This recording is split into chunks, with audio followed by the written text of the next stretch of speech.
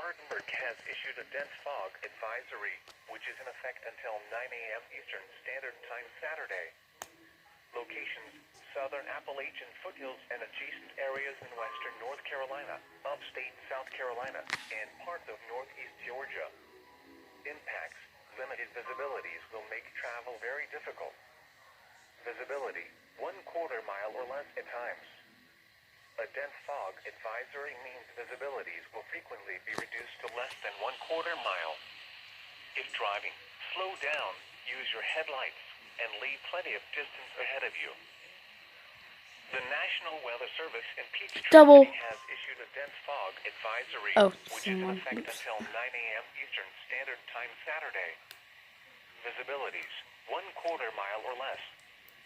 Timing: through 9 a.m. Saturday morning.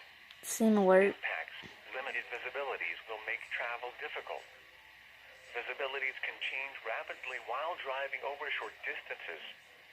A dense fog advisory means visibilities will frequently be reduced to less than 1/4 mile. If driving, slow down, use your headlights, and leave plenty of distance ahead of you.